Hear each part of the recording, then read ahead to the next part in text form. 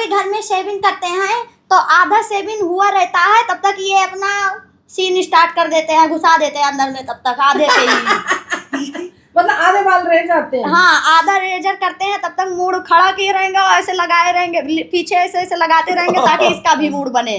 फिर मैं कहती हूँ हटाओ हटाओ, नहीं हटते हैं, फिर भी आधा आधा बनाते बनाते सेविंग साइड में रखेंगे, फिर घुसा देंगे।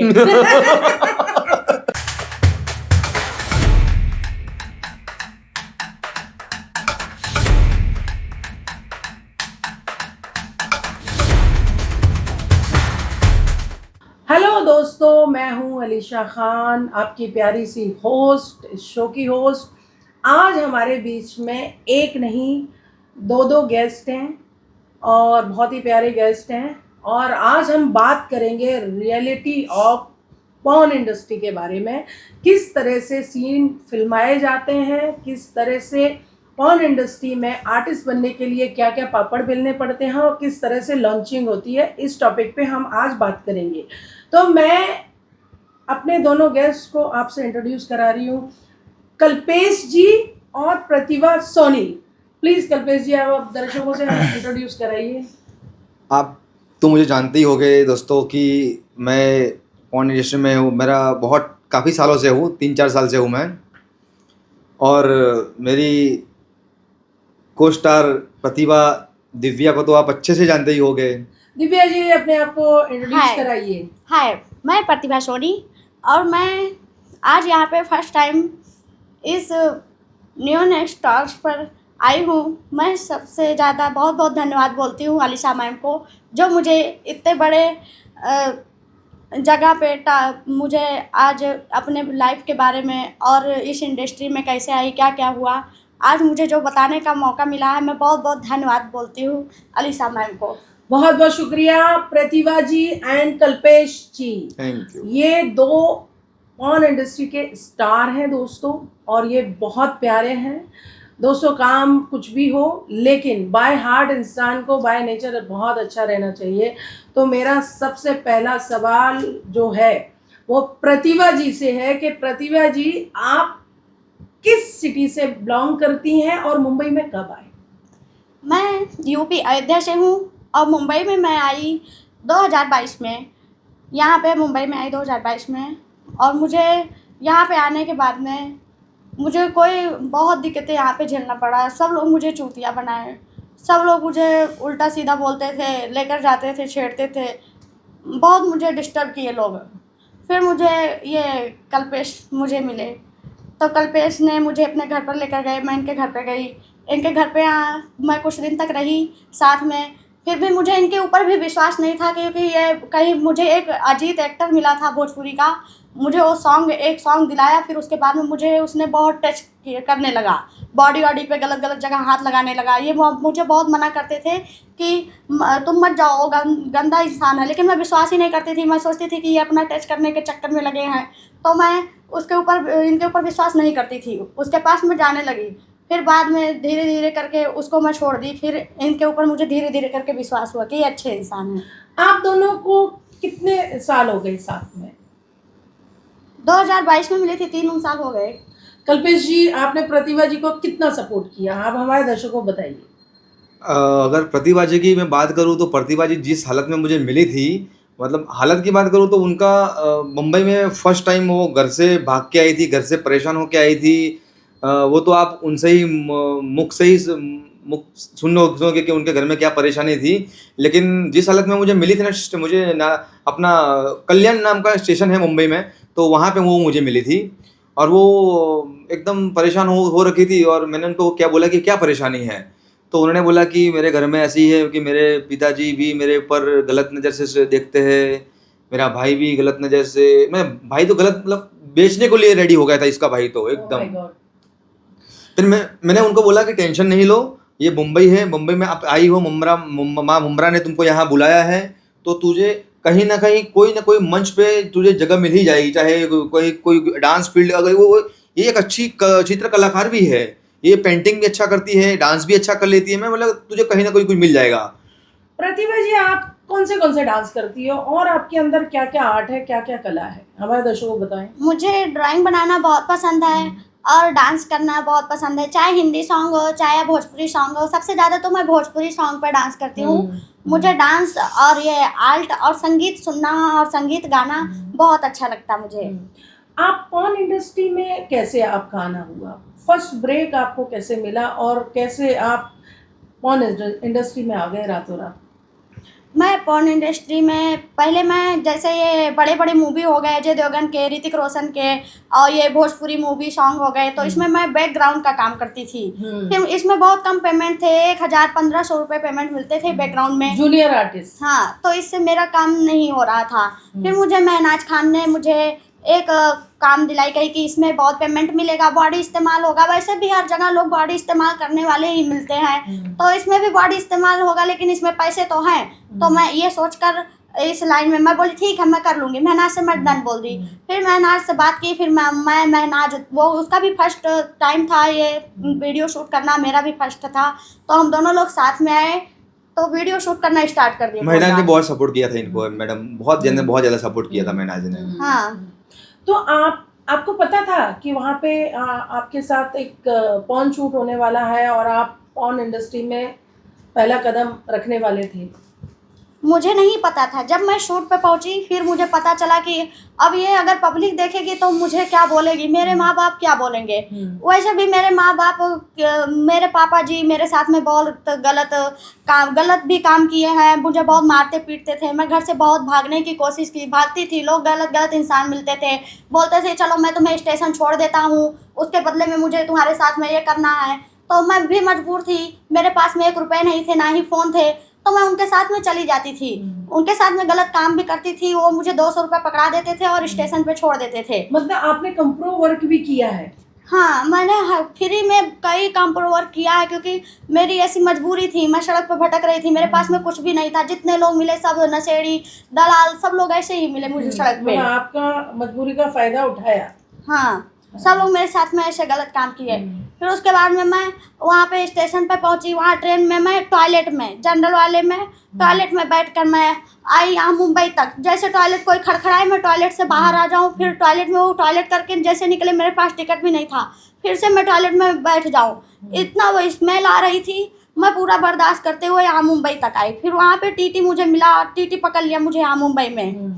वो बोला कि तुम ऐसे कहाँ से आई हो, यहाँ पे क्या करोगी, कौन है तुम्हारा। मुझे कुछ नहीं पता था मेरा यहाँ पे कौन है, मैं कुछ नहीं जानती थी। मैं बोली मैं यहाँ पे कंपनी में काम करूँगी, कहीं लगवा लूँगी जॉब। तो बोल रहा कि ठीक है कोई बात नहीं, मेरे साथ में चलो। उसने मेरा आधार कार्ड मांगा, उसको मैं आधार कार्ड दी। फिर वो जगह जगह पे होटल में दिखाया मेरा आधार कार्ड, अपना आधार कार्ड दिखाया, और होटल वाले, तब मैं नाबालिग थी, तो वो लोग मना कर दिए, नहीं रूम नहीं मिलेगा। मतलब वो भी आपका फ़ायदा उठा रहा था? हाँ, वो भी फ़ायदा उठाने की कोशिश किया था। वो अभी रूम मिल जाता तो मेरा तो फ़ायदा उठाता ही, लेकिन रूम किसी ने दिया है नहीं, मैं नाबालिग थी। फिर मुझे स्टेशन पे ले जाके छोड़ दिया। फिर उसके बाद में मुझे ये मिले। तो मतलब आपको ऐसा लगता है कि कल्पेश जी आपका फुल सपोर्ट करते हैं, आपको इनसे पूरी सिक्योरिटी है? हाँ, कल्पेश जी बहुत अच्छे हैं, आज तक मुझे कोई भी चोट नहीं पहुँचाए। मैं जो चाहती हूँ वही ये करते हैं, और मैं गलत रास्ते पर जाती हूँ तो मुझे समझाते हैं, लेकिन इनका जब कहना नहीं मानती हूँ, ऐसे ही चली जाती हूँ, तो मैं झेल जाती हूँ। कल्पेश जी, आपको ऐसा लगता है कि मतलब यहाँ पे मुंबई का जो सफ़र जो लड़कियाँ तय करती हैं, तो उसमें वो बीच में ही यूज़ हो जाती हैं, बीच में ही लोग उनका फ़ायदा उठा लेते हैं? एक तरफ से बोलने जाए तो मैडम शोषण होता है लड़कियों का, कि अगर कोई लड़की परेशान है, तो मैंने आपको बोला था ना कि शायद मैंने आपको आपके पिछले पॉडकास्ट में मैं बात किया था कि मैं लड़कियों को ढूंढने निकलता हूँ मैं, तो मेरा नजरिया ये नहीं होता है कि लड़कियों को मैं ढूंढता हूँ तो मैं उनकी वो करने के चक्कर में रहता हूँ। ये सोच के आप नहीं, मैं सिर्फ वो देखता हूँ कि अगर कोई मजबूर लड़की रहेगी तो उनको मैं हेल्प करूंगा, या फिर कोई अच्छी इंडस्ट्री में पहुंचा दूंगा। अगर उसमें मेरा फायदा जरूर रहता है, मैं अपना फायदा जरूर देखता हूँ, कि मैं अपनी भी खुशी देखता हूँ उसमें, कि मुझे अगर कहीं कुछ, लेकिन मैं कभी कोई लड़की को जबरदस्ती नहीं किया है, उसके मर्जी के खिलाफ कभी कुछ नहीं किया है। तो सेम यही एक उदाहरण है कि इसके साथ में मैंने कोई गलत नहीं किया है। उसको मैंने बहुत मतलब बोला कि देख प्रतिभा, अगर तुझे ये सब लोग टीटी वूटी जो भी जितने भी मिलेंगे ना, तेरा शोषण ही करेंगे, तो मेरे पास में चल, मैं तेरा कोई गलत मैं नजर से नहीं देखूंगा। तो इसको मेरे पे भी शक लग रहा था कि ये लड़का भी मेरे साथ में कुछ गलत करेगा, लेकिन मैंने आज तक उसके साथ में उसकी मर्जी के खिलाफ कभी हाथ नहीं पड़ी। उसके सामने से उसने मुझे बोला कि क्या मैं आपको अपना हस्बैंड बोल सकते हो? तब तो मैं बोला कि यार चलो यार, मेरा तो यार खुशी की बात है कि मैं तो लड़का हूँ, मेरा माँ बाप नहीं है, तो तूने मुझे अपना हस्बैंड माना है। तब से ये लड़की मुझे मान लिया हस्बैंड, और देखो आज 3-4 साल हो गया है इसको। पहले स्टार्टिंग में मुझे भरोसा नहीं था, अब पूरा भरोसा हो गया है, चल रहा है लाइफ हम दोनों का। मतलब आप दोनों एक ही फील्ड में हो तो एक उससे मतलब प्रॉब्लम नहीं है आप दोनों को एक दूसरे के काम से? नहीं, कोई प्रॉब्लम नहीं है। आपको सबसे ज्यादा याद किसकी आती है?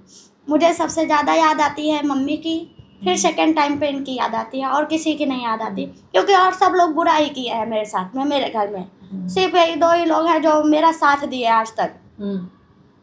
और आपको मतलब ऐसे मतलब ये जो आपके गांव वाले हैं वो आपको किस नज़र से देखते हैं? बस यही बोलते हैं कि आपकी बेटी निकल गई है, ये करती है, वीडियो बनाती है गंदा गंदा, चारों तरफ बदनाम करके रखी है, यही सब बोलते हैं गाँव वाले। लेकिन मुझे कोई फर्क नहीं पड़ता, दुनिया चाहे जो बोले, मैं दुनिया को लेकर चलूंगी तो मैं अपना पेट कैसे पालूंगी, अपने परिवार को कैसे देखूंगी। दुनिया तो सबका बुरा ही सोचता है, लेकिन मैं अपने ऊपर डिपेंड करती हूँ, अपने तरीके से मैं जीती हूँ।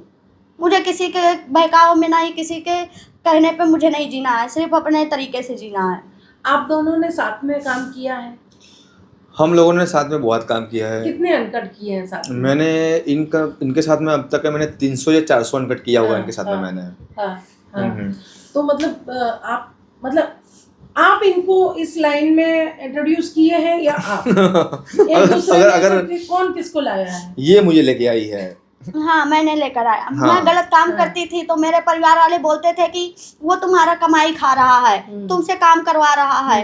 तो मैं बोली कि जब तुम मेरा कमाई खाते ही नहीं हो, सब लोग झूठा इंजाम लगा रहे हैं, तो इससे अच्छा तुम भी काम करो, तब तो नहीं इंजाम लगाएंगे ना। तो इसकी वजह से मैं इनको इस इंडस्ट्री में लेकर आई। तो ये करते हैं, आपका कहना मानते हैं? हाँ, मेरा कहना मानते हैं, लेकिन मैं इनका कभी कभी कहना नहीं मानती हूँ। ये आपको लड़ते हैं आपसे? नहीं, मैं लड़ती हूँ। मुझे लड़ती हो? हाँ। बाल पकड़ के मारा है कभी इनको? नहीं, वो दाते वाते काटती हूँ इनको, मैं परेशान करती हूँ। कहाँ काट ले, मतलब डॉगी बन जाती हो? और नहीं, फिर काटती हो? ऐसे ही। लेकिन मैडम एक बात बोलूं, मैं इसको इतना प्यार करता हूँ कि दुनिया की एक खूबसूरत लड़की मेरे सामने खड़ा कर दो और मुझे 100 करोड़ रुपया दे दो, एक बंगला दे दो, मैं सबको लात मार दूंगा। मैं मुझे ये चाहिए और कुछ नहीं चाहिए। इतना बहुत ज्यादा प्यार करता हूँ मैं। अच्छा, ऐसा तो नहीं है कहीं प्यार इनसे करते हो ले पूरी दुनिया की लोगी? सच बताओ। हाँ, ये बात है। मैं प्यार में इनसे करता हूँ और ले पूरी दुनिया की रहा हूँ, तो ये तो मेरा प्रोफेशन है। और मैं उसको इसकी परमिशन लेता हूँ मैं, जैसे कि इनको किसी की लेनी होती है तो आप इनको परमिशन देती हो? हाँ। क्या बोलती हो कि ले लो जाओ? हाँ, मैं ये बोलती हूँ कि तुम्हें जो करना है करो, बस मुझे छोड़ के मत जाओ। हाँ। तुम चाहे जो करो, चाहे जिस लड़के के साथ में जो करना है करो, बस मेरे पास में ही रहो, मुझे छोड़ना नहीं कभी। हाँ, बस। तो मतलब जब ये साथ में रहते हैं तो मतलब अच्छा लगता है आपको? हाँ, बहुत अच्छा लगता है, क्योंकि मेरे माँ जैसे मेरा सेवा करते हैं। मेरी माँ जैसे मुझे खाना खिलाते हैं, मुझे मेरे बच्चों की तरह मुझसे पेश आते हैं। मैं बच्चों की तरह बहुत हरकतें करती हूँ। तुम कितने साल की हो? मैं हूँ 21 साल की। 21 साल की हो। ये कितने साल में मिले थे आपको? ये मुझे शायद 30 उस साल में मिले थे, अभी ये 33 साल के हैं। नहीं, तुम कितने साल के थे उस टाइम? उस टाइम मैं थी कम से कम 18 साल की थी। 18 साल की। तो अभी कैसी केमिस्ट्री जम रही है? अच्छी जम रही है दोनों की? हाँ, बहुत अच्छी जम रही, बस बीच बीच में झगड़ा। ये लड़ाई बहुत करती है लेकिन मैडम जी। अच्छा, एक दूसरे पे शक कौन करता है, तुम या तुम? शक तो ना वो करती है ना मैं करता हूँ, क्योंकि इसका कहना ये है कि कोई भी आत्मा को बांध के नहीं रखना चाहिए। हर इंसान को अपने खुले मन से जीना चाहिए। तो मैं कोई लड़की के साथ में अफेयर करता हूँ तो इसको कोई परेशानी नहीं है। ये पहली बात तो ये करती नहीं है। ये इसको कितने हजारों लड़के आ गए, मेरे से भी खूबसूरत लड़का मिल गया है। और मेरे से भी, मैं तो अभी 33 साल का हूँ और ये लड़की 20 साल का लड़का मिल जाता है, फिर भी ये कोई लड़के के पास नहीं जाती है। इसलिए मैं नहीं जाती हूँ, क्योंकि मैं जब मैं बुरी हालत में थी, मैं सड़क पे भटक रही थी, मुझे सब लोग बहुत टॉर्चर किए। उस टाइम पे मुझे ये इतना आगे बढ़ाए, तो चाहे उम्र ज़्यादा हो चाहे छोटा हो, लेकिन इन्होंने मुझे उस टाइम पे अपना समझाओ प्यार दिया, तो जो मुझे उस टाइम पे बचाया इस नरक से, तो उसको मैं उससे प्यार कर बैठी, उससे शादी भी करना चाहती हूँ, उसको मैं हस्बैंड मान ली, सब कुछ मेरे भगवान वही है। हाँ। तो बहुत ज़्यादा मज़ेदार जिंदगी चल रही है दोनों की। हाँ बहुत ज़्यादा। हाँ, तो इन्होंने फर्स्ट जब अनकट किया था तो किसके साथ किया था, आपके साथ किया था या किसी और के साथ किया था? इन्होंने फर्स्ट अनकट मेरे ही साथ में किए थे, हम्म। क्योंकि इनको उस टाइम पे घबराहट हो रही थी कि मैं नहीं कर पाऊंगा। फिर भी मैं इनको अपना पूरा सपोर्ट दी थी कि चलो पहली बार मेरे साथ में करना शायद हो जाए, तो ये पहली बार मेरे ही साथ में किए थे। इस एडल्ट इंडस्ट्री में जब हम शूट होते हैं, ठीक है, तो मतलब उस शूट के लिए क्या क्या तैयारी की जाती है, मतलब क्या क्या करते हो आप लोग? अगर तैयारी की बात करूँ मैडम जी, तो पहले तो सामने वाले की रिक्वायरमेंट क्या है कि हमको रियल काम करना है या फेक काम करना है। अगर रियल काम करना है तो हमको जो हमारे जो डाइट में जो रहता है वो हम साथ में लेके चलते हैं। और डाइट की बात करें तो उसमें ड्राई फ्रूट आ जाता है, प्लस एक शिलाजीत जो होती है, शिलाजीत में बहुत इस्तेमाल करता हूँ मैं, और इसको भी मैं करवाता हूँ शिलाजीत, ताकि एनर्जी बनी रहे और बका बक कर सके हम लोग अच्छे से। मतलब गपागप। कभी ऐसा हुआ है कि इसको गोदी में उठा उठा के पटकाया आपने किसी सेट पे? इसको तो मैं दीवार पे लटका दिया हो? इसको मैं शूट पे भी गपागप एकदम गोदी पे उठा के और कहीं से एकदम करता हूँ, और घर पे विदाउट शूट के भी करता हूँ मैं। हाँ। तो मैं इसके अंदर कोई ऐसा कि कोई लड़की को तुम कितनी बार करोगे तो तुम्हारा मन भर जाएगा, हाँ। लेकिन आज तक मेरा मन इसके ऊपर कभी नहीं भरा है। हाँ। मैं इसको हर दम मेरा इसको देखता हूँ हमेशा। हाँ, तो घर में कितने राउंड हो जाते हैं और सेट पे कितने राउंड होते हैं? ये तो इनसे ही पूछ लो। कितने राउंड हो जाते हैं? घर में ये इतने राउंड करते हैं कि मैं खुद थक जाती हूँ।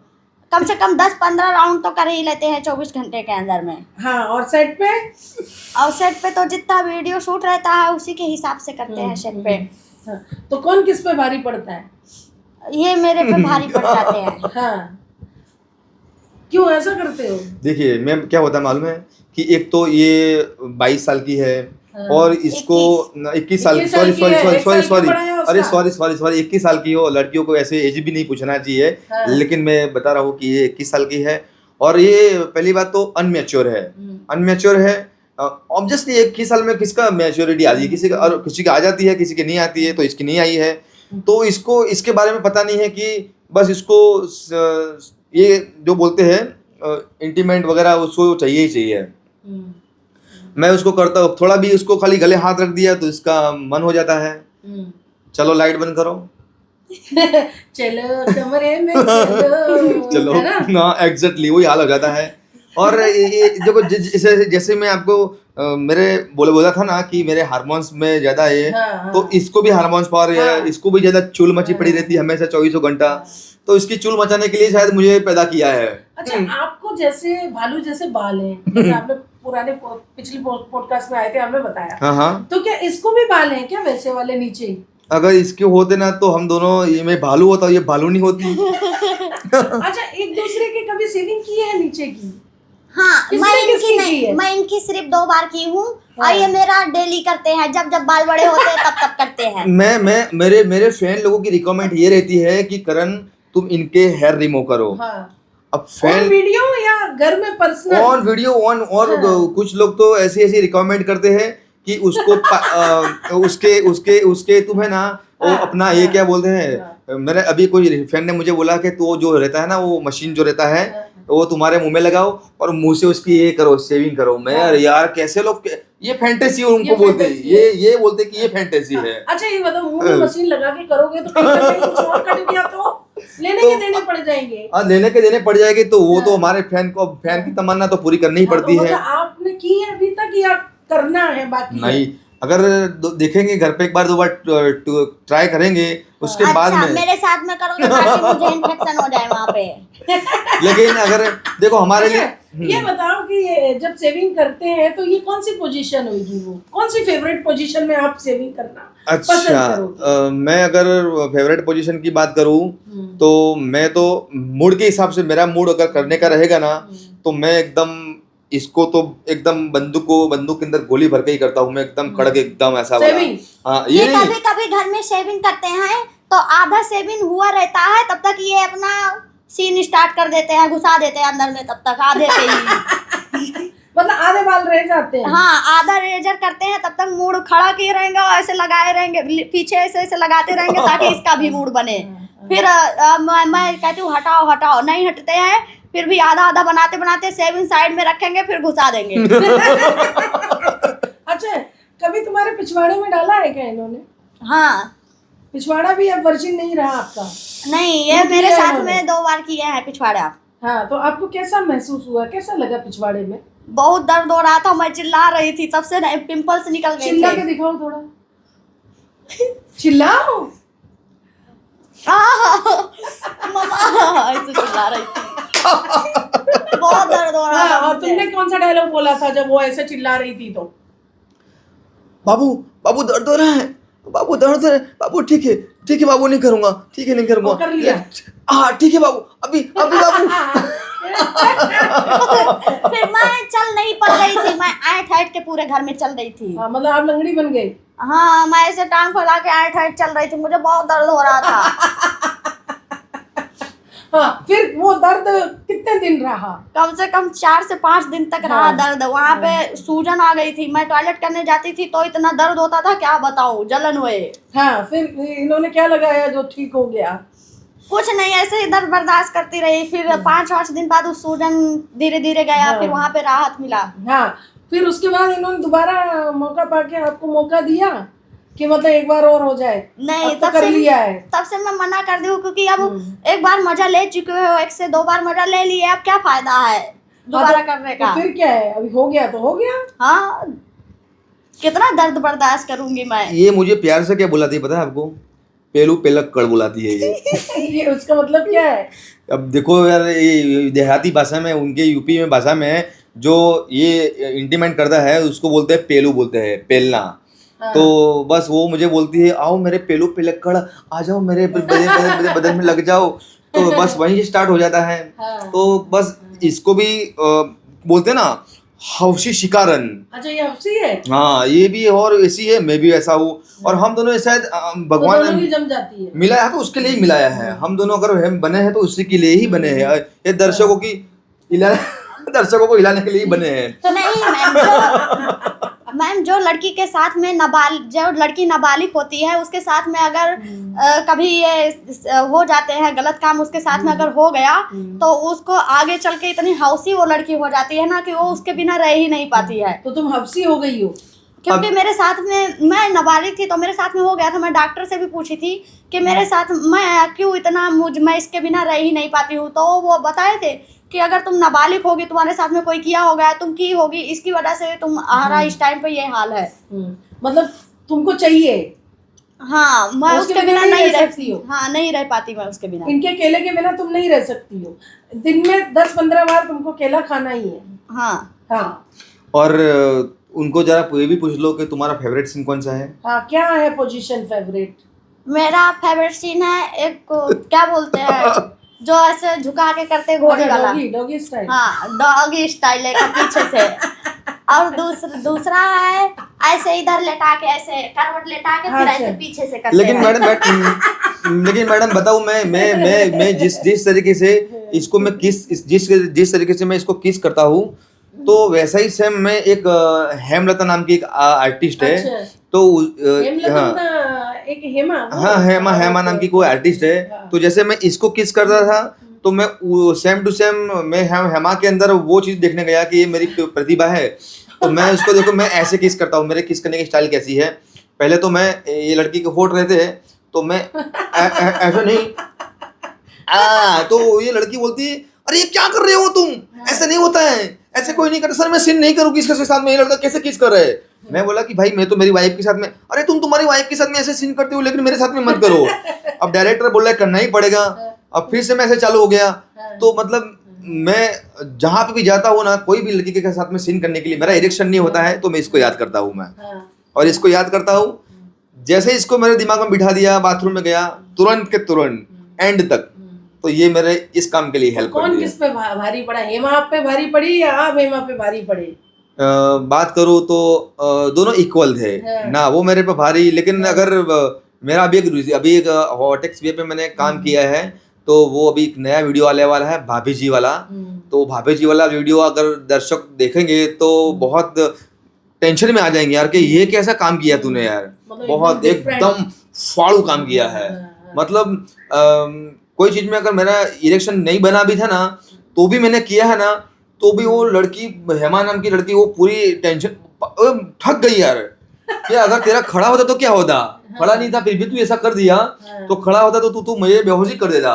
तो ये है। तो मतलब वहां भी आपका स्टैंड नहीं हुआ? नहीं हुआ, स्टैंड हुआ, लेकिन वो जब नहीं हो रहा था तो मुझे गुस्सा आ रही थी। तो मैं बोला कि अब नहीं हो रहा है मेरा कुतुब मीनार में दम नहीं है अभी, ऐसा लग रहा है। दम नहीं कि मतलब वो देखो मैडम जी, अगर ये है ना, यहाँ से होता है, तुम कितना भी गोली खा लो ना, तो तुम्हारा दिमाग में अगर नहीं आ रही है तो तुम्हारा कुछ नहीं हो पाएगा।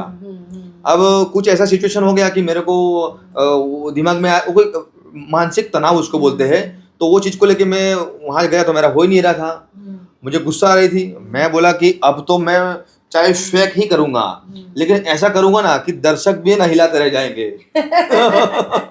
तो पूरा एकदम ऐसा जोर जोर से मैंने किया, तो वो लड़की बोले कि पलंग तोड़ दिया। हाँ, पलंग, अरे पूरा पलंग तोड़ उसको बोलते हैं, वो किया मैंने।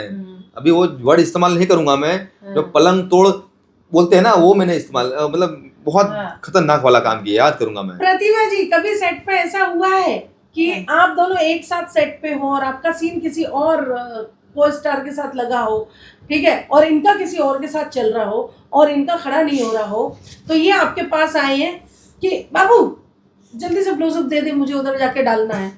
नहीं, ऐसा तो नहीं हुआ है। ये पास होना काफी है, इसका पास होना काफी है। सीन उधर स्टार्ट है, फिर इनका जब खड़ा नहीं होता है तो ये मुझे बुलाते हैं कि ठीक है बाथरूम में प्रतिभा को बुलाओ। फिर ये बाथरूम में जाते हैं, मुझे बुलाते हैं, फिर मैं जाती हूँ बाथरूम में, ये मुझे सिर्फ गले लगाते हैं और मेरा चेस्ट वगैरह थोड़ा सा दबाते हैं, फिर इनका खड़ा हो जाता है, फिर आते हैं सीन करने के लिए। हाँ, तो बस मतलब आप इनको हवा देती हो, गर्माहट देती हो? हाँ, मैं इनको गर्म करती हूँ, तब जाके कभी कभी इनका काम हो जाता है। मतलब वो को स्टार से नहीं होता है? हाँ, नहीं। क्यों नहीं होता है दूसरी औरतों से? अब वो तो यही बता सकते हैं ना। क्यों नहीं होता, जल्दी बताओ। दूसरी को स्टार से याद करूँ तो मैं क्या बोलते हैं, एक जो गुलाब की पकौड़ी होता है ना, पकौड़ी, अब उसको सूंघने की आदत पड़ गई है।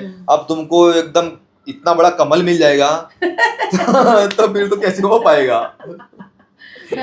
तो यही आदत है। बाकी मैं इसकी बात करूं प्रतिभा की, तो मैं मान लो कि अभी बात करूं, अगर मैं वो चीज याद करूंगा ना, तो अभी मेरा इधर से पैंट में से बाहर कुछ हो जाएगा, डायरेक्शन बन जाएगा। तो ये खाली इसका काफी है। तो आपको ऐसा लगता है कि आपकी बंदूक बहुत बड़ी है और आपको अपनी बंदूक पे भी इतना घमंड है कि मतलब पैंट फाड़ के बाहर निकल जाएगी? अरे है घमंड, हमको घमंड है, और ये घमंड की वजह यही है। हाँ। आज तक मैंने जितने लोगों के साथ में सीन किया है, जितने लोग मुझे मिले, मेरे साथ में जितने लोग किए, मुझे किसी के साथ में इतना फीलिंग नहीं है जितना इनके साथ में फीलिंग आती है। सबसे ज्यादा फीलिंग अब तक आपने कई को आर्टिस्टों के साथ काम किया है, तो सबसे ज्यादा किसका अच्छा लगा? सबसे ज्यादा अच्छा इनका लगा, और लाइफ भर इन्हीं का ही अच्छा लगेगा। दूसरों का नहीं? आपकी गिली हुई हो, वेट हुई हो, ऐसा किसका था इनको छोड़ के? मतलब सेट पे शूटिंग की बात कर रही हूँ मैं। तो मतलब नीचे का हिस्सा आपका गीला हो गया हो, और मतलब कौन सा स्टार था वो जो आपको पसंद आया हो और काम करने में भी मजा आया हो अनकट? वो सबसे नंबर 1 पे तो यही आते हैं, सेकंड पे राज हैं। तो उससे आप सेटिस्फाई हो गए? हाँ, राज से। मैडम आपको पता है राज कौन सा? हाँ, समझ गई। कौन सा? वो जो बुरी आंख वाले हैं, वो राज। हाँ। तो इनके बाद उसका पसंद आया? हाँ, उसके बाद में और किसी का भी नहीं। ऐसा क्या तुमको कैसे तरीके से लिया गया जो तुमको पसंद आ गया? वो ऐसा करते हैं कि करते भी हैं साथ साथ, मतलब कान में आए बैगन अजीब अजीब सा कान में आवाज बोलते हैं उसमें, तो वो सब दिमाग में घूमता रहता है, तो इसीलिए मैं और फीलिंग में आ जाती हूँ। तो मतलब अच्छा लगा काम करके? हाँ। तो तुम तो राज से पीछे रह गए? नहीं, राज के पीछे रहने की बात करूँ तो उसको कैसे राज में मजा आता है पता है? ये राज जो है ना, मतलब अपने हिसाब से ये लड़की को मतलब समझता है कि ये लड़की बोलती है, प्रतिभा जब भी बोलती है कि राज मुझे पेन हो रहा है, तो वो राज उस चीज को समझता है और वो धीरे से करता है। तो ये लड़की बोलती है कि राज इतना अच्छा है ना कि मेरे दर्द को समझता है, और बाकी लोग है ना कुछ लोग ऐसे होते हैं ना, कुछ इंडस्ट्री में ऐसे लोग भी हैं मैडम कि जिनको वीडियो बनाने के पर्पज से नहीं आया, वो अपनी हवस बुझाने के लिए आए हैं। मतलब जो सीन जैसे चल रहा है तो उसमें रियल भी मतलब रियल मजे लेने की भी कोशिश करते हैं ना लोग। हाँ हाँ देखो, मैं आपके दर्शकों को मैं बताना चाहता हूँ कि अगर आप इस लाइन में आना चाहते भी हो तो आप ये सोच के आओगे ना कि ये लड़की अच्छी दिख रही है, मुझे मिलेगा, तो ऐसा नहीं होता है। डायरेक्टर के हिसाब से काम करना पड़ता है, डायरेक्टर जैसा बोलेगा वैसा करना पड़ता है। अगर तुम नहीं कर, और वो भी 5 लोग खड़े रहते हैं वहां पे, 4-5 लोग खड़े रहते, तब जाके तुम अपना काम कर सकते हो। 5 अभी कई बार तो ऐसा होता है कि कैमरा छोड़ के एक कैमरा मैन होता है और कई जगह पे बड़े ओटीटी पे 3-4 लोग सामने रहते हैं, तब जाके तुमको करना, और तुम नहीं कर पाओगे तो बहुत बड़ा नुकसान हो जाएगा। तो कभी ऐसे नहीं हुआ है कि भाई पैसे भी मिल गए, मजे भी मिल गए और वाह वाह वाह, ऐसा हुआ है क्या? और घर में आके ऐसा महसूस है, अरे यार मजे भी ले लिए, पैसे भी मिल गए, ऐसा आपको महसूस हुआ है? नहीं, फर्स्ट टाइम पे जब मैं वीडियो की थी तब मुझे फर्स्ट टाइम पे ऐसा महसूस हुआ था कि चलो इतने दिन हो गए मुझे, मैं फ्री में आज तक मुझे सब लोग इस्तेमाल किए, सब लोग मुझे परेशान किए, लेकिन यहाँ पे तो मजा भी मिला, उसके ऊपर से पैसे भी मिले। ये मेरे साथ में फर्स्ट टाइम पे हुआ था। मतलब अच्छा लगा? हाँ, अच्छा लगा पैसे भी था कमाए first time। कम से कम, है हाँ ना? हाँ, पैसा भी मजे भी तो दोनों। आलिशा जी, मैं आपको बता रहा हूँ कि मुझे पैसे की बहुत आपको पिछले पॉडकास्ट में मेरे बारे में तो बता ही दिया है, लेकिन मैं जब भी पैसे की परेशानी होती है तो ये मेरे लिए गॉड गिफ्ट हो गया है। पैसा भी मिल रहा है और मुझे जो चाहिए था वो भी मिल जा रहा है, सब मिल जा रहा है, और फेमस भी हो रहा है, और साथ में। फेमस भी हो रहा है। और क्या चाहिए इंसान को? और बात रही दुनिया की कहने की, दुनिया बोलते कि ये काम करे वो काम करे हो, तो भाई हाथ जोड़ा हूँ, लाओ तुम मुझे पैसा दे दो, हम दोनों तुम्हारा जो बोले वो काम करेंगे। हर महीने का तुम मुझे 1 लाख दो, इसको दो 1 लाख मुझे दो, आप जो बोले वो काम करेंगे। हम लोग ऐसे इस इंडस्ट्री में नहीं आ गए, हम लोग कंपनी, यहाँ पे एक प्रोडक्शन था अंधेरी में, वहाँ पे हम लोगों ने काम किया था। ये मैगी चाय बनाना, मुझे एंट्री कराने का काम मिला था, मैं 15,000 रुपये महीना था। हम लोग 1 महीना तक काम किए, फिर 1.5 महीना हो गए, धीरे धीरे उससे पैसा मांग रही, पैसा भी नहीं दिया। मैं चाय बना रहा था, ये वहाँ पे पेंटिंग करती थी और एंट्री भी साथ में कराती थी, दोनों। तो जो प्रोड्यूसर था एज ए रिसेप्शनिस्ट, हाँ, वो बोल रहा था कि तुम पेंटिंग बहुत अच्छा करती हो, तुम मेरे ऑफिस में आ जाया करो अंदर में, मैं तुमको तुम्हें वो बनाऊंगा, कार्टूनिस्ट हाँ, कार्टून वाला इस्ट बनाऊंगा। तो मैं बोली ठीक है चलो, कम से कम कोई सपोर्ट करने वाला तो मिल गया। कह रहा था कि मूवी में वो तस्वीर की जरूरत पड़ती है तो तुम बनाना, वो उसी में आप तुमको sketch डाल कर देना। लेते हो लेकिन अच्छे उसके वाले। बहाने जैसे आप मेरी फोटो बना लोगी? हाँ, फोटो खींच के दे दो, मैं बना दूंगी, इस लड़की को मैं बना दूंगी सेम टू सेम। हाँ, तो मैं वहाँ पे बनाती थी, फिर वो भी धीरे धीरे ऐसे हाथ लगाना स्टार्ट किया अपने ही ऑफिस में। फिर मैं बोली कि तो इनसे मैं बताई हर बात, मेरे साथ में कुछ भी होता है, कोई भी मुझे टच करता है, मैं इनको हर बार शेयर करती हूँ, उतना तो मम्मी को मैं नहीं शेयर करती। फिर मैं इनको सब कुछ बताई, तो फिर बोल रही है चूतिया है, ये तुम्हें इस्तेमाल करना चाहता है, ये सब बहाना लगा रहा है कि तुम्हें इसमें काम दिलाऊंगा, ये है वो है। तो मैं भी वहाँ से ये जो बात करी मैडम, ये कास्टिंग काउच की बात कर रही है। हाँ। इनके साथ में ऐसा शोषण बहुत हुआ है कि कुछ लोग बुलाते हैं काम के लिए और काम देते नहीं है और इसके लेने के चक्कर में रहते हैं, समझ गए ना आप? मुझे यहाँ तक ये अभी पहले ऐसा बहुत से आर्टिस्ट यहाँ आए हैं इंटरव्यू देने के लिए, उन्होंने उनसे भी मैंने यही सवाल पूछा था कि कास्टिंग काउच जैसा कुछ होता है, तो बोलता किसी ने बोला होता है, किसी ने बोला नहीं ऐसा नहीं होता, नहीं होता है। मेरे साथ में कम से कम 10 हो चुका है। एक लक्ष्मी दीप्ता पहली नंबर हो गई, वहाँ पे मैं शूट करने गई, वहाँ पे मुझसे सब काम कराए, वहाँ पे खाना भी खाऊं तो फिर खाना भी अच्छे से ना मिले, फल फ्रूट बोलूं तो भी ना मिले, उसके ऊपर से 2 दिन का शूट बता के 1 हफ्ता लगाई। लक्ष्मी दीप्ता वही हो ना, केरला वाली जो शूट। वहाँ पे क्या हुआ केरला में? आप लोगों को लक्ष्मी दीप्ता नाम की कोई है प्रोड्यूसर, तो इसको शूट पे बुलाया था केरला में, और ये लड़की और आयुष नाम का कोई कोऑर्डिनेटर था, मैं नाम दे रहा हूँ, नाम के साथ में बता रहा हूँ, आयुष नाम का कोई कोऑर्डिनेटर था, और इसको बुलाया और पैसा इसका पूरा आयुष खा गया, और वो मैडम बोलती है कि मैंने इसको दे दिया, मैडम की जिम्मेदारी रहती है इसको पैसा दिलवाने की। हाँ, लेकिन मैडम ने नहीं दिया था पैसा आयुष को भी, क्योंकि आयुष ने चैटिंग से जो बात किए थे मैडम से, तो वो चैटिंग का स्क्रीनशॉट मेरे पास में आयुष भेजा था कि देख लो मैडम ने पेमेंट नहीं किया है।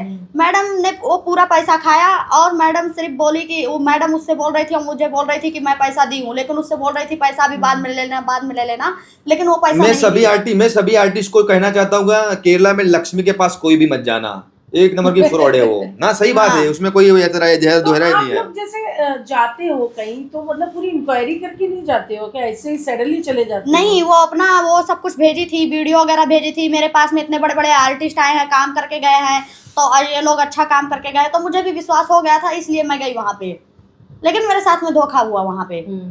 आपका और कितने लोगों ने पैसा खाया है? वहाँ पे मैं गई, फिर अभी एक जगह मुझे अभी महनाज खान मूवी में काम दिलाई थी। गुलामी रोटी की है मूवी, अभी भोजपुरी है। मैं गई थी प्रयागराज में, सुरियावा गांव है, वहाँ पे मैं भी शूट करने गई थी। मुझे हीरोइन का रोल दे करके बुलाया गया था वहाँ पे कि हीरोइन का रोल मिलेगा। वहाँ पे जब मैं गई तो वहाँ पे लोग, वो जो प्रोड्यूसर थे वो मुझे कह रहे कि तुम्हें सिर्फ थोड़ा सा ही रोल मिलेगा और आइटम डांस का तुम्हें काम मिलेगा। मैं बोली चलो ठीक है, कम से कम हीरोइन का रोल नहीं तो कम से कम इतना ही शूट मिल रहा है इस मूवी में, काफ़ी है। फिर उसके बाद में वो बोल रहा है कि तुम्हें मेरे साथ में सोना पड़ेगा, तुम्हें ये करना पड़ेगा, वो करना पड़ेगा। मैं मान गई, कहीं चलो ठीक है, हर हीरोइन इस इंडस्ट्री में ऐसे काम करती हैं प्रोड्यूसर के साथ में। तो वहाँ पे 2 हीरोइन और थी, वो भी काम की थी, तो मैं अपने खुशी से उसको करने दी। 1 से 2 बार मैं करने दी। उसके बाद में उसका दोस्त आया, वो मेरे सामने ही अपने दोस्त को लेकर आया, बोल रहा कि ये मेरा दोस्त है, इसका भी थोड़ा देखभाल कर लो प्रतिभा, इसको भी थोड़ा खुश कर दो, मेरा खास दोस्त है। मैं बोली ऐसे क्यों, तुम मूवी दिला रहे हो, तुम्हारे साथ में मैं कर ली, एक ही इंसान के साथ में किया जाता है। ये नहीं कि तुम अभी 10 दोस्त लेकर आओगे, 10 दोस्त के लोगों के साथ में मैं सोऊंगी, ऐसा नहीं होता। इंडस्ट्री में इतनी गंद है। हाँ, इतनी गंद है। फिर उसके बाद में मैं नहीं मानी, फिर मुझे दारू पिलाया गया। मोना थी एक मेरी फ्रेंड, वो भी दारू पी, वो उसको नहीं चढ़ा। मैं गांजा भी पीती थी, तो जो इंसान गांजा पीता है वो दारू पीता तुरंत चढ़ जाता है।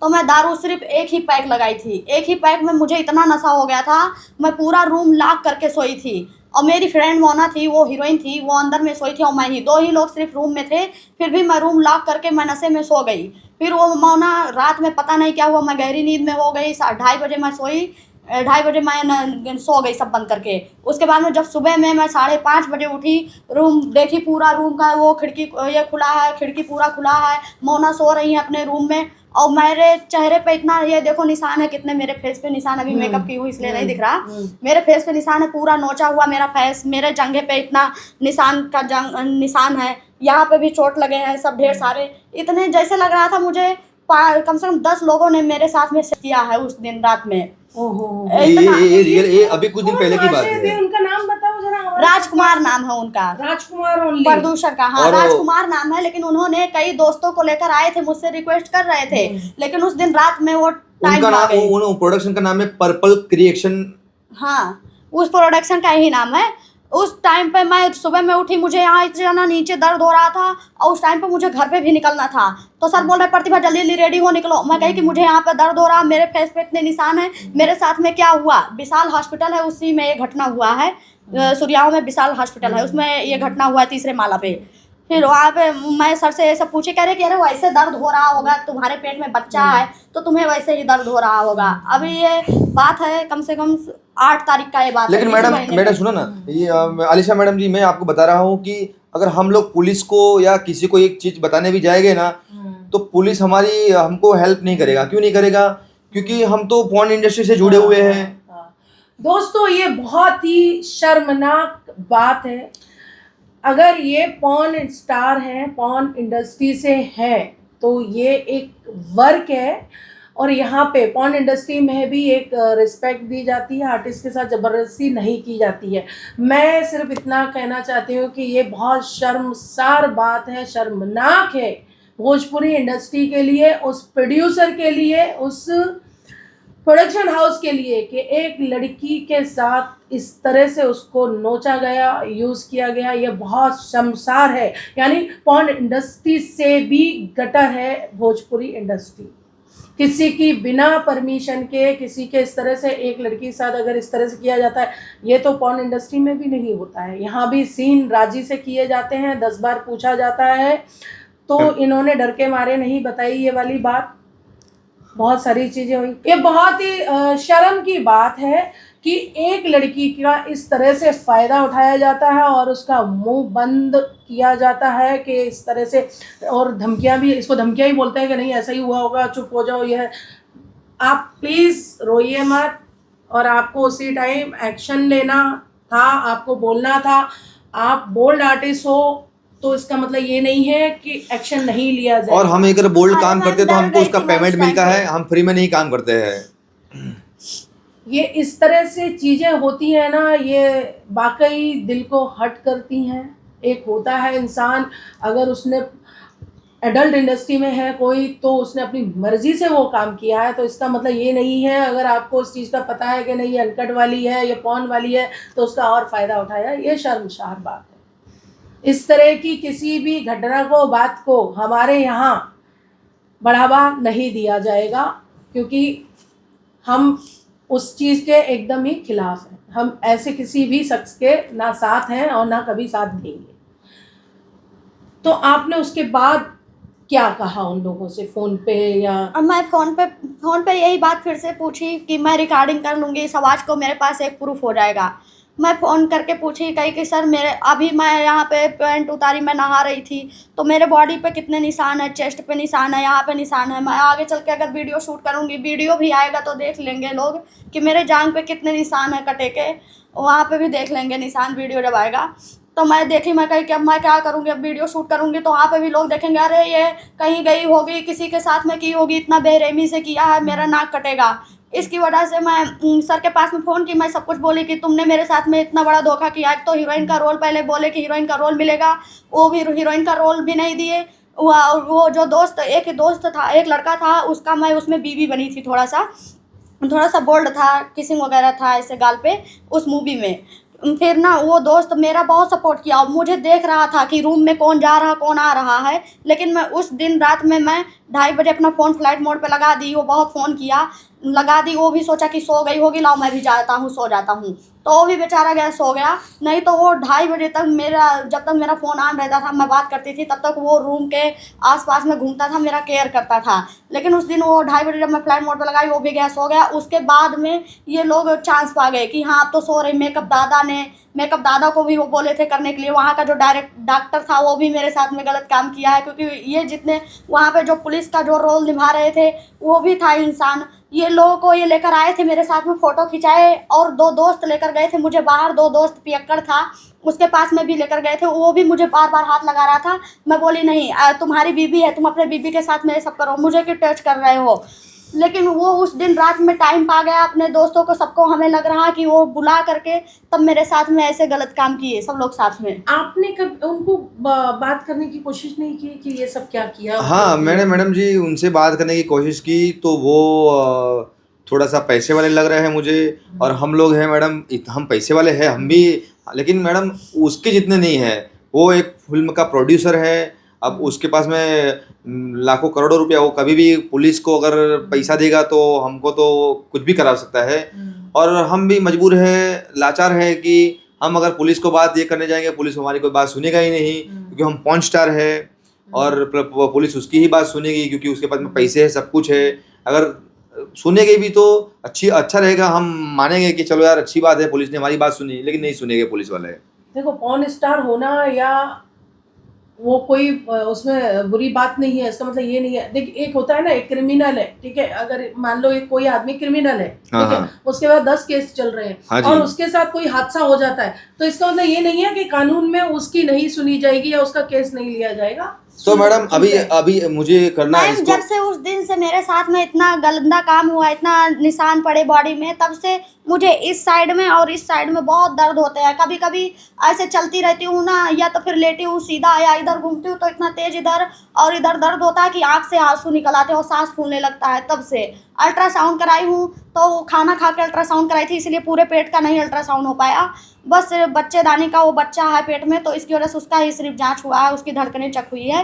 अभी जाऊंगी फिर से एक बार अल्ट्रासाउंड कराऊंगी। इधर इतना दर्द होता है, चलने पे भी दर्द होता है। तो मैडम जी अभी आप ही बताइए कि ऐसे मामलों में, ऐसे लोगों के साथ में हमको क्या करना चाहिए? जो भी इंसान है उसे आपको बात करनी चाहिए, उसकी कंप्लेंट करनी चाहिए। ये बहुत बड़ा हादसा हुआ है और आपको भी, मैं आने वाले न्यू कमर्स और हर आर्टिस्ट से ये कहना चाहूँगी कि बिना सोचे समझे, बिना मुंह उठा के प्लीज़ कहीं ना जाएं। पूरी अपनी सुरक्षा रखें और उस चीज़ से सहमत हों और स्ट्रांगली अपनी हिफाजत कर सकते हो, या किसी को साथ में लेके जाओ, अकेले कहीं मत जाओ। मैं मम्मी को लेकर गई थी वहाँ पे, लेकिन सर बोले कि ये कौन है। मैं बोली मेरी फ्रेंड है। मैं फ्रेंड बोलकर मम्मी को लेकर गई थी। तो बोले कि नहीं मैं यहाँ पे किसी का खर्चा नहीं संभाल पाऊंगा, वैसे ही 50-56 लोग आए हैं यहाँ पे, उन लोगों का खर्चा देख रहा हूँ। तो मैं बोली सर क्या हुआ है, क्या गलती कर रही है, इनकी क्या गलती है यहाँ पे, ये सिर्फ रह रही है, 2 रोटी खा रही है ना, तुम्हारा 2 रोटी खा रही है, मैं होटल से खिला दूंगी। आपको जितना वापस कैसे भेजा उन लोगों ने वहां से? उन लोगों ने जब उस दिन रात में मेरे साथ में गलत काम किए तो सोचे कि अब इसके साथ में दर्द वर्द होगा, इसे कुछ प्रॉब्लम होगा या यहाँ पे मरे वरेगी या कुछ होगा तो हम लोग फंस जाएंगे। तो इसकी वजह से उस दिन वो बोले कि ठीक है तुम्हारा काम खत्म हो गया, अब जाओ। सिर्फ आइटम सॉन्ग है तुम्हारा, वो मुंबई में करूँगा। तो मैं बोली ठीक है चलो, अब मेरा आइटम ही सॉन्ग बचा। मुझे दर्द हो रहा था, मैं बोली सर आज मेरा जाने का मन नहीं, मुझे बहुत दर्द हो रहा है। तो बोल रहा है कि अरे वो ऐसे ही दर्द हो रहा होगा, पीरियड उरियड प्रॉब्लम होगा या बच्चे की वजह से दर्द हो रहा है तुम्हें। मैं बोली नहीं ऐसा तो कभी हो ही नहीं सकता, ये निशान उशान सब ये बच्चे की वजह से हुआ है, यहाँ पे निशान ये बच्चे की वजह से हुआ है, मुझे ये इधर इधर दर्द हो रहा है बच्चे की वजह से हुआ है, ऐसा तो कभी नहीं हुआ आज तक, आज क्यों नहीं हो रहा। अभी भी है? हाँ अभी भी है निशान। ठीक हुए हैं? नहीं, शॉर्ट ड्रेस पहनी होती तो अभी दिखाती, जैसे ब्लैक ब्लैक स्किन हो गए वहाँ पे। ये हाथ में भी है या इधर, ये रहा निशान है, ये रहा निशान और ये रहा निशान अभी। ये तो नाखून के निशान है, आपका बॉडी किसी ने नोचा है? हाँ तो वहाँ पे मुझे ऐसे किए थे। फिर मम्मी को कहे कि मैं खर्चा नहीं संभाल पाऊंगा। मैं बोली कि मम्मी ठीक है तुम चल जाओ। मम्मी समझ गई थी कि तुम्हारे साथ में कुछ गलत होने वाला है। आपके साथ रेप हुआ है? हाँ बलात्कार किए हैं वो लोग, मुझे पता, अब मैं क्या कर सकती। अब देखो दोस्तों किस तरह से यहाँ पर सरेआम बलात्कार हो जाते हैं, सरेआम रेप हो जाते हैं। हमारा तो एक छोटा सा पॉडकास्ट है, यहाँ पर एक बहुत बड़ा हादसा हमें पता चला। हम तो यहाँ सिर्फ इंटरव्यू करते हैं आर्टिस्टों का कि आर्टिस्ट अपनी लाइफ की जर्नी शेयर करें, लेकिन हमें यहाँ कुछ और पता चल रहा है दोस्तों। ऐसे भी लोग हैं, ऐसी भी इंडस्ट्री है, और जबकि है ना वो लोग कितना डरे हुए हैं। मैं खुद इस चीज़ को महसूस कर रही हूँ, उस चीज़ को देखकर मेरे भी हेयर वो हो रहे हैं अंदर से कि मतलब कितना बड़ा हादसा है ये। फिर भी आर्टिस्टों को दबाया जाता है, ये बहुत बहुत ज़्यादा गलत है। लोग बोलते हैं कि प्रतिभा क्यों इतना गंदा वीडियो शूट करती हो, अच्छे काम करो। अच्छे काम करने गई तो उसमें 6 से 7 लोग मेरे साथ में बलात्कार किए अच्छे काम में, और जब मैं इस बुरे काम में करती हूँ तो इसमें मुझे पैसे मिलते हैं, और मैं बुरा करती हूँ तो इसमें पैसे भी मिलते हैं, और साथ में मैं फेमस भी होती हूँ तो लोगों को लगता है कि ये बहुत गंदी लड़की है, ये बहुत गंदा सीन कर रही है, दुनिया को लगता है। लेकिन अच्छे काम में जाओ तो रेप बलात्कार करते हैं लोग। किस तरह की इंडस्ट्री हो गई है, इंडस्ट्री में किस पे भरोसा करें किस पे नहीं। आजकल तो एडल्ट पॉर्न इंडस्ट्री को ही गालियां दी जा रही है, समाज में बुरा बोला जा रहा है। मैं मानती हूँ इस चीज़ को, लेकिन बाहर क्या हो रहा है। मुझे एक बात बोलूँ, जितना हम दोनों को रिस्पेक्ट एडल्ट इंडस्ट्री ने दिया है ना, उतना अच्छी इंडस्ट्री ने नहीं दिया है। अच्छी इंडस्ट्री में हम जाते हैं तो वहाँ पे वेशी दरंदे बैठे हुए हैं जो रेप के चक्कर में रहते हैं हमेशा। अभी देखो एडल्ट इंडस्ट्री में पॉर्न स्टार में जब से हम लोग आए हैं पॉर्न इंडस्ट्री में, तो वहाँ पे वो लोग सामने वाले आर्टिस्ट को बोलते हैं कि तुमको तुम्हारे मर्जी से नहीं करना है, हमारी मर्जी से करना है, वीडियो के पर्पज से करना है। तो और रिस्पेक्ट वहाँ बहुत ज़्यादा मिलती है। और वहाँ कोई जैसे कि जूनियर आर्टिस्ट में कोई अच्छे काम में जाते हैं तो वहाँ पे इतने सारे फ्री में लोग आ जाते हैं 300-200 में लड़कियों को पटाने के लिए, लड़कियों की छेड़खानी करने के लिए। और कास्टिंग काउच तो हर दम होते ही रहता है, हर बार होते रहता है जो। और वो तो अभी एक खेसारी लाल यादव की बात करो जरा इनको। हाँ खेसारी लाल यादव का अभी मेरे पास में मैसेज आया था, अब वो रियल है या फेक है। मैं वॉइस पे बात की उससे कॉल करके, तो वो रियल आवाज़ था खेसारी का लगा मुझे। और एक बार शायद वीडियो कॉल भी करके बात की थी, तो जैसे वो किया फेस दिखा तुरंत उसने काट दिया वीडियो कॉल खेसारी लाल यादव ने। उन्होंने भी कहा कि मैं ये पवन सिंह के जैसे थोड़ी ना हूँ कि जो दुनिया को दिखाऊं कि मैं इतना गंदा हूँ। मैं इस इंडस्ट्री के पीछे मैं काम करता हूँ, मैं चोरी छुपके मैं काम करता हूँ। तुम्हें अपना नंगा बॉडी का फ़ोटो भेजो, अपने चेस्ट का फ़ोटो भेजो, तभी तुमको मैं काम दूंगा अपने साथ में। मेरा भांजा तुमसे प्यार करता है, मेरा भांजा भी तुम्हारे साथ में करेगा, मैं भी साथ में करूँगा, तभी तुमको काम दूंगा। एक ही बार मेरे साथ में काम करोगी, एक ही गाना करोगी ना, तुम इतना फेमस हो जाओगी कि तुम्हें कोई सब लोग पूछेंगे इस दुनिया में, एक सिर्फ हमारे साथ में सॉन्ग कर लो और मेरे साथ में मेरे भांजा के साथ में कर लो। तो मैं मना कर दी, आज तक मैं नहीं गई। हाँ उसके भांजे के पास में मैं गई थी, उसका भांजा मुझे इस्तेमाल किया। उसके भांजे के पास में मैं गई थी, उसका भांजा ने इस्तेमाल किया, लेकिन खेसारी लाल यादव मैं सोच भी नहीं सकता हूँ, इतना बड़ा सुपरस्टार है और ऐसा अगर, लेकिन अभी तक मैं थोड़ा डाउट लग रहा है खेसारी लाल यादव ही है या कोई फेक है।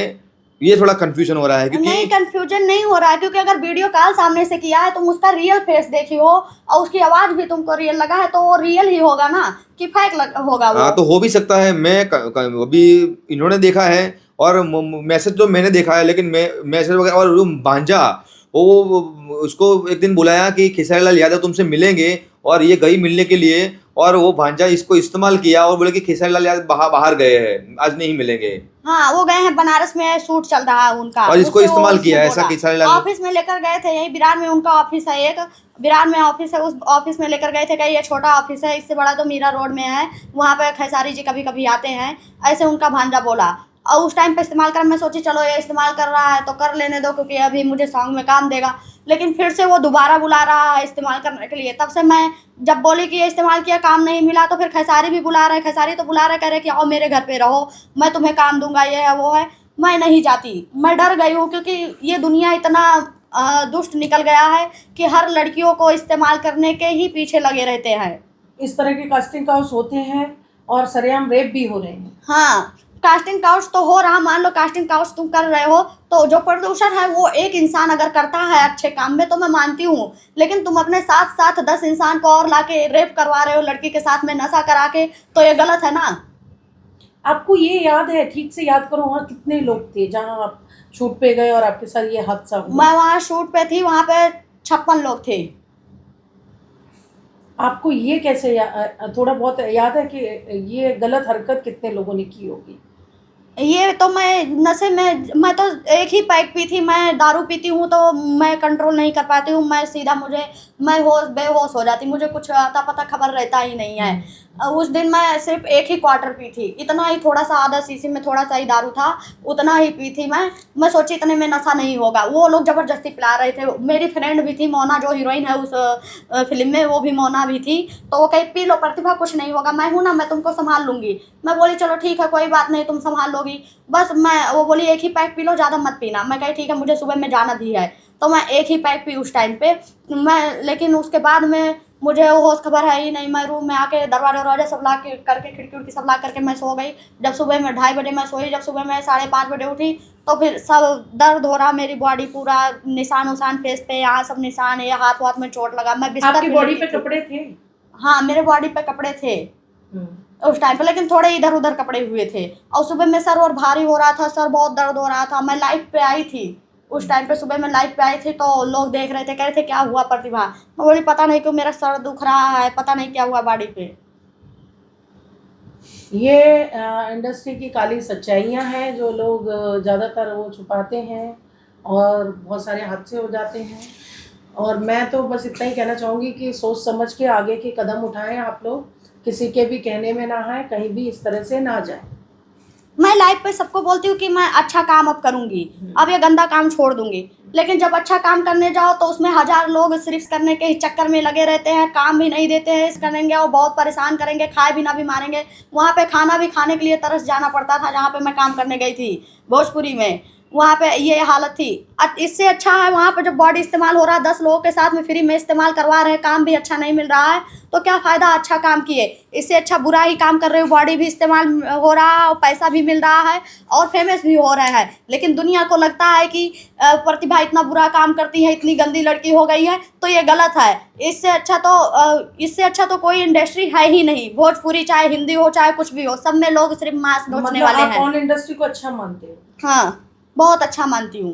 मतलब आपको पॉर्न इंडस्ट्री में कभी किसी ने इस्तेमाल किया है, ऐसा जबरदस्ती किया है जो आपके साथ ऐसे हादसे हुए हैं? नहीं, इसमें किसी ने भी जब तुम्हारी अगर मर्जी है फिर भी सामने वाला नहीं तुम्हें बोलेगा कि मेरे साथ में ये करो, सामने वाला ना बोलेगा, क्योंकि इस इंडस्ट्री में तुम्हारा काम से काम तक मतलब रहता है, उसके अलावा किसी का हिम्मत नहीं है कि तुम्हें ऐसे बॉडी हाथ लगा दे। हाँ, हम लोग मस्ती अपने आप में करते हैं, दोस्ती यारी में तो मस्ती चलता ही रहता है, हंस लेते हैं, बात कर लेते हैं, लेकिन कभी ऐसे गलत नज़र से नहीं देखे हैं हम लोग लेकिन साथ में रहते। मैडम मैंने पिछले पॉडकास्ट में आपको शायद अलीशा जी आपको याद होगा कि मैंने बोला था कि मैं घर से निकलता हूँ लड़कियों को ढूंढने के लिए, तो मैं बता रहा हूँ कि मैं लड़कियों को ढूंढने के लिए निकलता हूँ, तो मैं किसी को ज़बरदस्ती नहीं बोलता हूँ कि तुम मेरे साथ में करो या कुछ गलत काम करो।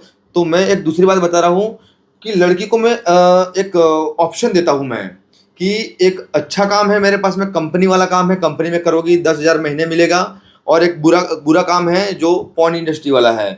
तो वो लड़की पहले अच्छा काम चुनती है, ऑब्वियसली कोई भी होगा अच्छा ही काम चुनेगा। फिर वहाँ वो लड़की जाती है, फिर वहाँ उसकी कमजोरी जब भी पता चलती है उन लोगों को कि ये लड़की के आगे पीछे कोई नहीं है, तब वहाँ वो लोग लड़की को हैरेसमेंट करना, लड़की के साथ में जो इनके प्रतिभा जी के साथ में जो हादसा हुआ है, तो वही हादसा उनके ऊपर करने की, तो लड़कियां फिर वो मजबूरी के मारे वो आ ही जाएगी पॉर्न इंडस्ट्री में, क्योंकि पॉर्न इंडस्ट्री में पैसा भी है प्लस इज्जत भी है। तो ये मैं सब लोगों को यही बताना चाहता हूँ कि ज़रूरी है नहीं आपको अच्छा काम में तुमको सफलता मिल जाएगी, इसमें तुम करो, पैसा इन्वेस्ट कर, बचाओ, अच्छे से बचाओगे तो ये पैसा बचाओगे, इसमें बचाने के बाद में तुम इन्वेस्ट करके इसमें से बाहर निकल सकते हो।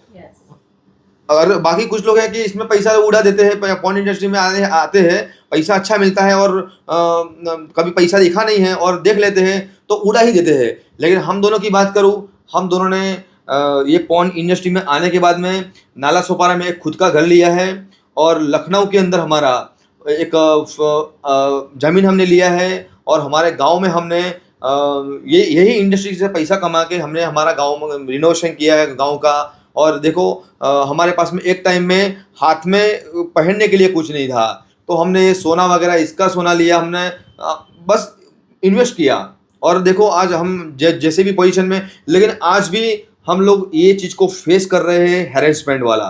कि आज भी ऐसे लोग बैठे हुए हैं कि हम इसमें से हमारी कमी को हम हमारी कमी थोड़ी है, ये हम कर रहे हैं, हमारे पेट के लिए कर रहे हैं, हमारे परिवार के लिए कर रहे हैं, लेकिन कुछ लोगों को लगता है कि ये लोग गंदा काम करते हैं, हाँ, इनका फायदा उठाया जाए। और हमको भी ये डर लगता है कि हम पुलिस के पास में ये बात लेके जाएंगे तो शायद पुलिस वाला हमारा फायदा ना उठा ले। समझ रहे हो? नहीं, पुलिस वाले भी फायदा उठाए हैं। मैं एक पुलिस वाला मेरे गांव में है अयोध्या में, मैं उसको बताई कि जैसे अगर कोई मुझे धमकी देता है मारने का कि तू इतनी गंदा वीडियो शूट करती है, दुनिया को बदनाम, दुनिया को तू गंदे में डाल रही है, गंदगी में डाल रही है, तू दुनिया को, छोटे छोटे बच्चों को गंदगी में डाल रही है, तो मैं पुलिस से बोली कि अगर कोई मेरा मर्डर करता है तो इस पर क्या कोई केस लगेगा? तो फिर बोल रहा है कि तुम तो इतनी हॉट हो, इतनी खूबसूरत हो, तुम पॉर्न स्टार हो, तो थोड़ा मुझे भी मौका मिलेगा। वो पुलिस ऐसे मुझे बोला। तो चैटिंग भी अभी है मेरे व्हाट्सएप में, वो उल्टा मुझसे ऐसे बात कर रहा है। बताओ, उसको और सपोर्ट करना चाहिए कि हाँ तुम्हारे साथ में अगर कोई तुम्हारा मर्डर करता है तो उसका क्या रिएक्शन लिया जाएगा, क्या सज़ा मिलेगा, उससे मैं पूछ रही थी, तो उल्टा मेरे ही ऊपर फिदा हो गया करने के लिए। वो चैटिंग आप सेव करके रखना, अगर कोई दिन दिखाने की बात आई ना तो ज़रूर दिखाना दुनिया को। और हमारे भारत देश में ऐसा भी होता है, लेकिन ऐसा नहीं होना चाहिए, मेरे हिसाब से तो नहीं होना चाहिए। दोस्तों, मुझे आज पहली बार हम लोग फन और एक हंसने के लिए और एक एक्टर की लाइफ की जर्नी के लिए हम ये पॉडकास्ट करते हैं, लेकिन पहली बार मुझे ये महसूस हुआ कि मैं किसी न्यूज़ में बैठी हूँ, किसी न्यूज़ को सुन रही हूँ, क्योंकि हादसे तो बड़ा हादसा है जो प्रतिभा के साथ में हुआ है, वो किसी के साथ नहीं होना चाहिए। और अभी उनके साथ इस हादसे को होके 10 दिन ही हुए हैं और उसमें बहुत सारे लोग शामिल हैं। डर के मारे इन लोगों ने कोई एक्शन नहीं लिया है, इनके अंदर डर बैठा हुआ है, बहुत बड़ा डर बैठा हुआ है, क्योंकि इसमें भोजपुरी के काफ़ी नामी गिरामी लोग शामिल हैं। इस हादसे में कोई भी लड़की नहीं चाहेगी कि उसका रेप हो, उसके साथ बुरा हो। और हम फिर से इनकी जुबानी फिर से सुनेंगे इस दर्द को। बताइए प्रतिभा जी, और क्या क्या हुआ आपके साथ? और वहाँ पे ये सब हुआ, फिर उसके बाद में और उसमें एक नामी एक्टर भी था ना, हाँ, दीपक सिन्हा है, उनको मैं बताई थी कि रात में ये लोग ना इतने, मतलब इतने जैसे हौसी इंसान होता है, जैसे शेर होता है कि कम मांस मिले वो खाए। दरवाज़ा इधर बंद रहे, हॉस्पिटल था, हॉस्पिटल में ऑपरेशन थिएटर था बगल में ही, जैसे ये यहाँ पे एक दरवाज़ा लगा है तो इधर एक दरवाज़ा, उधर खिड़की लगा है, खिड़की ऐसे लगा था कि इंसान कूद के आ जाए। लेकिन दिव्या जी, आपने अभी नाम लिया दीपक सिन्हा, जितना एकदम शॉर्ट नाम करके आगे बढ़ गए। आपके साथ ये जो हादसा हुआ, आपने उनको बताया दीपक सिन्हा जी को? ऐसा हुआ है मेरे साथ। मैं दीपक सिन्हा को बता नहीं पाई। ये लोग उतने जल्दी, जब मैं बताई दर्द होना स्टार्ट हुआ, जब मैं बताई उन लोगों को, सुबह में उठी नशे से दर्द होना स्टार्ट हुआ, तो ये लोग जल्दी जल्दी सोचे कि कितना जल्दी इसको भगाओ यहाँ से, ताकि ये यहाँ पे मेरा नाम ना बदनाम कर सके। तो मैं दीपक सिन्हा को नहीं बता पाई, लेकिन हाँ बस इतना ही बताई थी, क्योंकि रात में ना ये लोग दरवाजा भड़ भड़ भड़ भड़, कहीं ये दरवाजा खड़खड़ा रहा है, कहीं वो खड़खड़ा रहा है, कहीं खिड़की खड़खड़ा रहे हैं, कह रहे प्रतिभा खोलो खोलो चार्जिंग लगाना है, चार्जर लेना। अरे इतना बड़ा हॉस्पिटल है, कहीं पे भी तुम चार्जर लगा सकते हो ना, मेरा ही रूम मिला है तुमको चार्जर लगाने के लिए। ऐसे खड़खड़ाए बहुत बहुत, मैं नाटक करके सोई रहूँ। फिर वो मोना गई, मैं मोना के पास में गई, मेरी फ्रेंड वो हीरोइन थी उसमें, मैं बोली कि मोना इन लोगों से बताना नहीं कि जग रहे हैं, चुपचाप सोई रहो, दरवाजा मत खोला, खड़खड़ाने दो, क्योंकि मेरा बॉडी इस्तेमाल होगा, तुम तो जानती हो ना। मैं मोना को, वहाँ पे 5-6 लड़कियाँ थी, औरत थी, बुढ़ी थी। दरवाजा किसने खुला छोड़ा? तक वो लोग अंदर कैसे वो आए? मोना भी मिली हुई थी। हाँ शायद मोना मिली हुई थी, क्योंकि मोना, मैं, 2 लोगों के अलावा रूम में कोई नहीं था, तो फिर कौन आके दरवाजा खोल सकता है? मोना ही खोली होंगी तभी तो वो इंसान आया, नहीं तो फिर कैसे इंसान आ सकता है? कैसे हाँ। दरवाजा खोल लेगा बाहर से? मैं तो सोई थी, मुझे क्या पता। फिर मोना का है इसमें और हाथ मोना हुआ। को इस काम का पैसा मिला था क्या? ये शूटिंग जो उसने किया, तुमको तो कुछ 1 रुपया नहीं दिया, तो मोना को मिला था क्या? हाँ मोना को पैसा मिला था, तो मोना उसका बोल रही मतलब है थी। ही मिली हुई है। अगर उसको पैसा इस काम का मिला है, भोजपुरी काम में और तुमको 1 रुपया नहीं मिला, तो मोना मिली हुई है, उसका मतलब तो यही हुआ ना।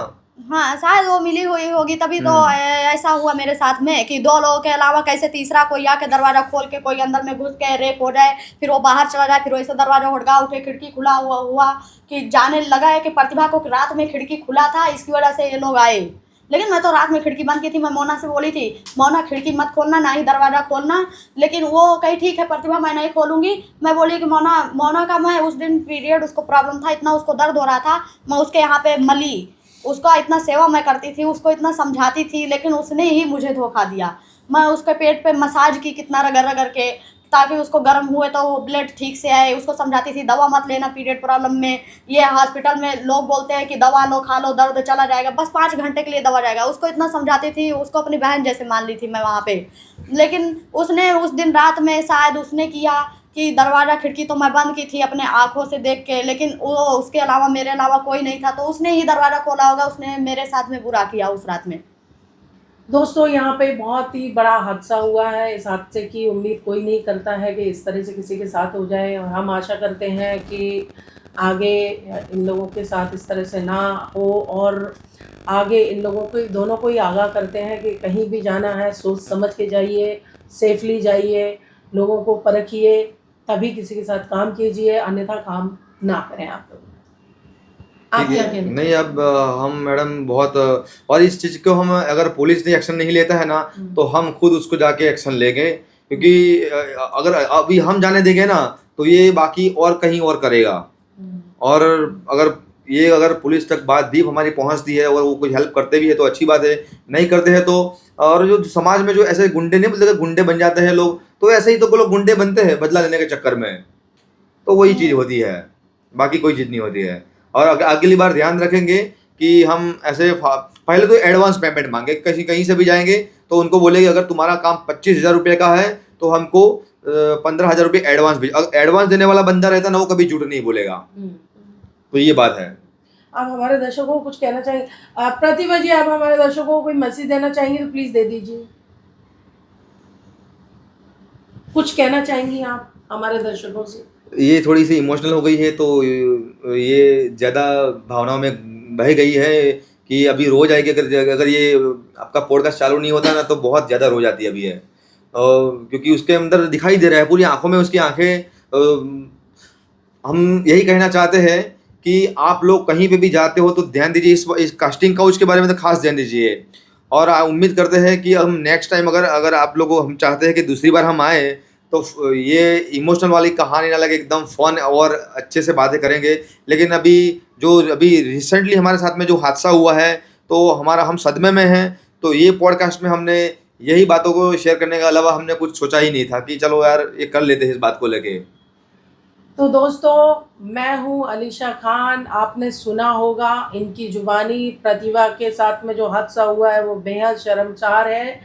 और हम बैठे थे यहाँ कुछ फन करने के लिए, लेकिन अचानक इस लाइफ की जर्नी ने अलग ही मोड़ ले लिया। यहाँ पे कुछ इमोशनल आ गए, कुछ एक ऐसी सच्चाई आ गई जो मुझे भी उम्मीद नहीं थी कि ऐसा भी हुआ होगा। तो मैं आगे आप हमसे बने रहिए। और मेरा भी अभी थोड़ा मूड ऑफ हो गया है ये सुन के, मेरे भी वर्ड देखो निकल नहीं रहे हैं कि मैं क्या बोलूँ।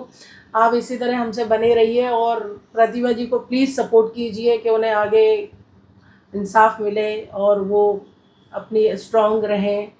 और मैं इन दोनों आर्टिस्टों को भी यही सपोर्ट करना चाहती हूँ कि भाई ये स्ट्रांगली इस लड़ाई को लड़ें, लड़ना चाहें तो, क्योंकि इनके साथ में बहुत ही बुरा हादसा हुआ है। आप इसी तरह हमसे बने रहिए, आगे के लिए भी अगले एपिसोड में फिर मिलते हैं। नमस्ते।